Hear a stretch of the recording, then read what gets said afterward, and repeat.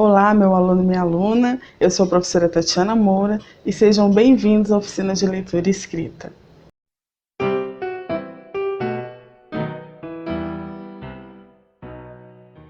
Vamos iniciar a nossa aula. Estamos na aula 11, nossa penúltima aula. E hoje nós vamos fazer as observações finais. Bom, nessa aula nós vamos revisar algumas orientações que foram abordadas durante toda a extensão do curso. Então vamos começar aqui. Leia constantemente. Não podemos nunca deixar de ler. Tenhamos sempre um livro em casa. A leitura ajuda a enriquecer o vocabulário, aumentando cada vez mais a familiaridade com a língua portuguesa em sua forma escrita. Bom, a leitura é o foco do nosso trabalho. O aperfeiçoamento da vida intelectual se dá através da leitura diária. Não tem outra forma. Não fuja do tema. Então, para você ter uma boa escrita, você precisa ter uma vida de leitura. Então, toda redação, ela propõe um tema de improviso para debater. E fugir dele é revelar que você não compreende o pedido. Ou seja, para você ter êxito no improviso, é necessário ter uma vida focada em leitura. Respeitar o tipo de texto proposto para a abordagem do conteúdo. Escrever uma narração em lugar de uma dissertação ou produzir um poema em vez de um texto em prosa também pode levar à anulação da prova. No caso de uma redação, você se confundir na hora de escrever o tipo de texto, também isso quer dizer falta de conhecimento. É preciso conhecer os tipos de textos e os gêneros textuais. E os gêneros textuais foi, inclusive, o foco desse curso. Nós entendemos sobre o texto narrativo, que é contar uma história. Então, não dá para você confundir a narração com a dissertação. O poema, que é um gênero de texto que nós estudamos. E escrever em verso, que no caso é o poema, ao invés de prosa. Então isso faz com que mostre que você não tenha domínio, não tenha conhecimento sobre o texto proposto. Opinar com argumentos. Todo texto deve revelar a opinião do seu produtor, mas além de escrevermos o que pensamos, será preciso encontrar argumentos para sustentar o nosso ponto de vista. Aí sim conseguiremos a adesão dos interlocutores. Não caia na contradição. Devemos evitar incoerências. Se o texto começa defendendo uma determinada opinião, espera-se que ele continue fazendo essa defesa até o fim. Para opinar com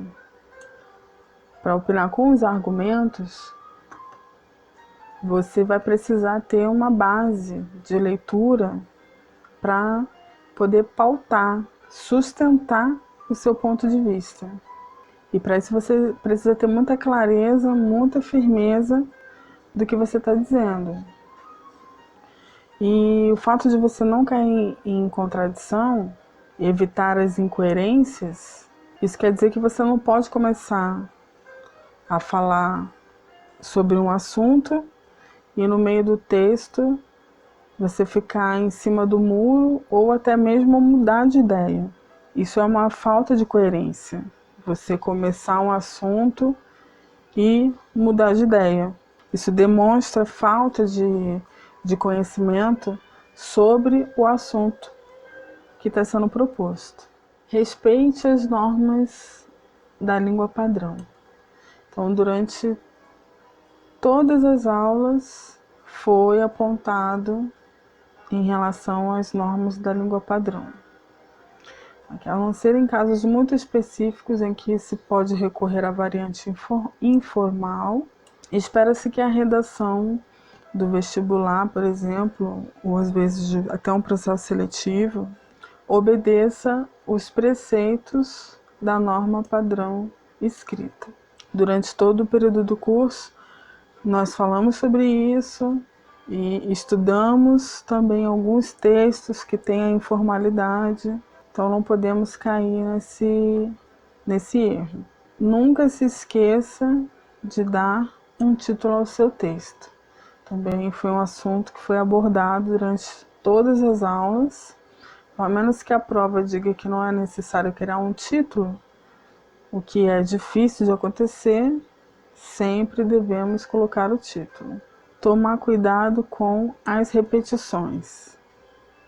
Diversifiquemos o nosso vocabulário e, a menos que não encontremos outra saída, não podemos utilizar palavras repetidas. Isto representa um erro de coesão e pouco vocabulário, podendo dar uma visão negativa à redação. Essa coesão aqui, ela corresponde à falta de conexão gramatical.